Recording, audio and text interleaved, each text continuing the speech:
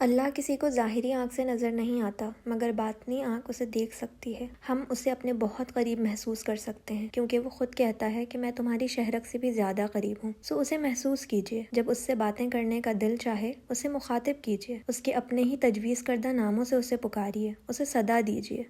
جب آپ کو اپنے کسی بھی سوال کے جواب کی طلب ہو، قرآن کھولیے۔ اس میں آپ کے ہر سوال کا جواب ملے گا۔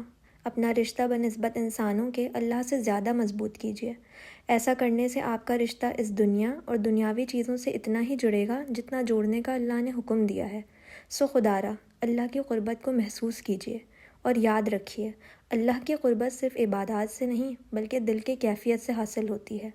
جب دل سچائی کے ساتھ اس کی طرف متوجہ ہوتا ہے تو وہ دل میں وہ سکون اتارتا ہے جو دنیا کی کوئی طاقت نہیں دے سکتی۔ کبھی کبھی انسان بغیر الفاظ کے بھی اللہ سے بات کر لیتا ہے، بس ایک آہ، ایک بے نام خواہش، ایک خاموش آنسو، اور رب وہ سب سن لیتا ہے جو ہم زبان سے کہہ بھی نہیں پاتے۔ اللہ کی قربت کا سب سے خوبصورت پہلو یہ ہے کہ وہ کبھی ناراضگی سے دروازہ بند نہیں کرتا۔ ہم کتنی ہی بار بھٹک جائیں، وہ پھر بھی کہتا ہے، لوگوں میری رحمت سے مایوس نہ ہونا۔ یہ وہ وعدہ ہے جو انسان کے اندر دوبارہ جینے کی، دوبارہ اٹھنے کی ہمت پیدا کرتا ہے۔ سو جب بھی دل بوجھل ہو، کوئی راستہ دھندلا ہو یا زندگی بے ربط لگنے لگے، بس خاموشی سے آنکھیں بند کیجیے اور اسے یاد کیجیے۔